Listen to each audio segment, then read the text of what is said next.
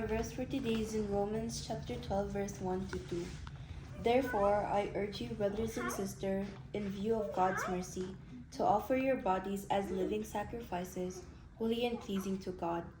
This is your true and proper worship. Do not conform to the pattern of this world, but be transformed by the renewing of your mind. Then you will be able to test and approve what God's will is, His good, pleasing, and perfect will. Share a time when someone knew you were a believer without being told. What gave you away? Puro accent kasi. Share a time when someone knew you were a believer without having been told. What gave you away?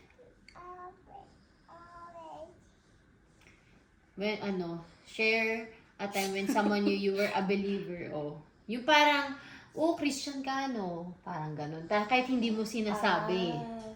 Parang ganun. Ako yung mga kawork ko, Ano? Christian ka.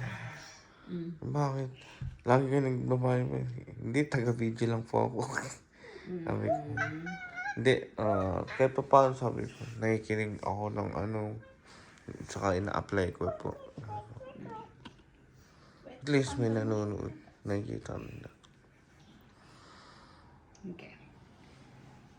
Share a time when you knew someone was a believer without having been told by that person. How did you know?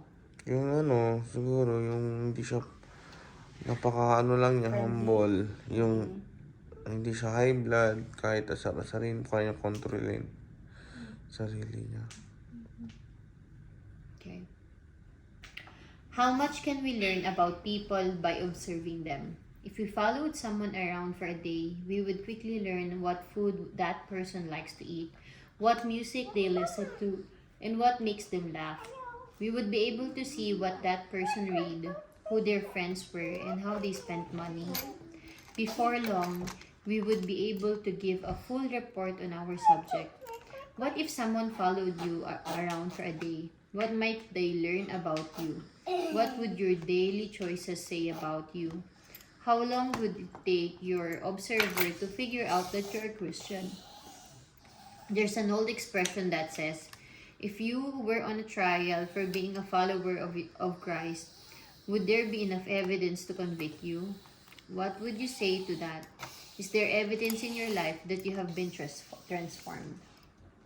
Evidence in your life. Ano ba yan? Parang ka ba nagja-judge dyan? Or, Ang the best kasi ngayon, yung verse natin ngayon is from Romans chapter 12 verse 1 to 2. Ang sinasabi dito, i-offer daw natin yung sarili natin as a living sacrifice, holy and pleasing to God.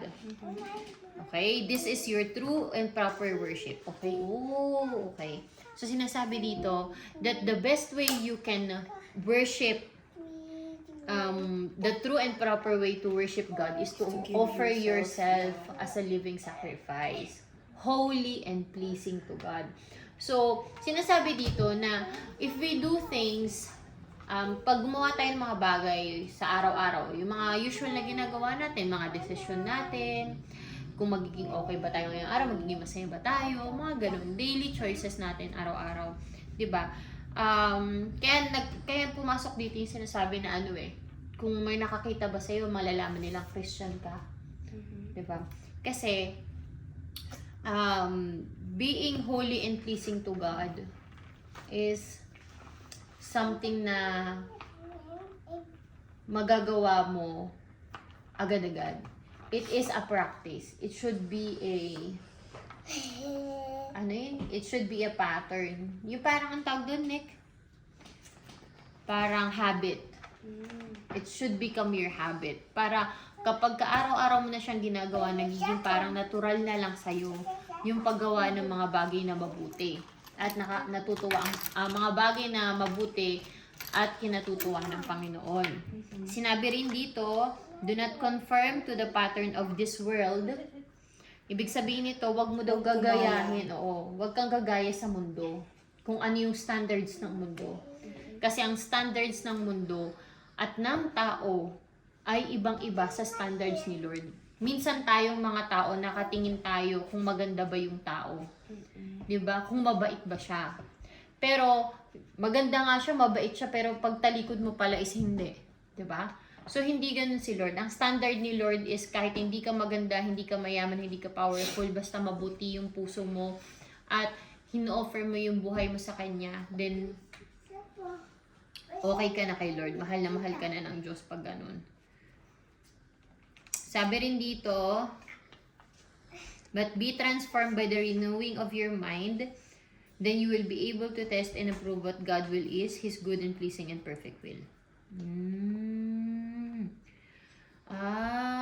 Okay. So gets ko na. Sinasabi dito na huwag kang gagaya sa mundo, sa standard ng mundo. Makinig kayo Chloe, ka magulo.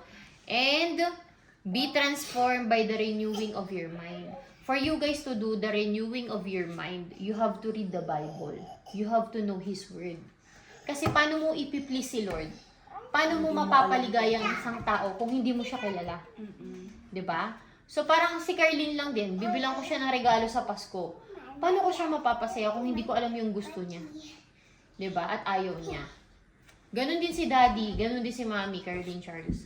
Paano ko mapapasaya yung magulang ko kung hindi ko alam kung ano yung mga dapat kong gawin para mapasaya sila? 'Di ba? Hindi sa VR anak. 'Di ba? O hindi tawag nito, ayaw ng mama ko na ginagawa ko to. 'Di ba? Yung mga ganun. So, di ko siya gagawin kasi gusto ko siya maging masaya. So, ganun din tayo kay Lord. Alam natin kung ano yung mga ayaw ni Lord at mga gusto niyang ipagawa sa atin. So, yun yung nagiging guide natin as the day goes by. And then, as we follow yung mga guidelines na yon, as we follow yung mga bagay na ikatutuwa ng Panginoon, ang sabi dito, yun daw ang tama at proper worship na maibibigay natin sa Panginoon. Yung i-offer natin yung sarili natin na i-follow natin yung mga nababasa natin sa Bible, 'di ba?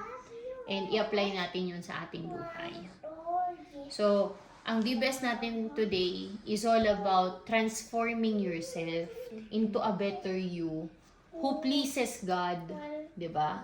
Who pleases and glorify God every day. Okay? Can you pray, Charles?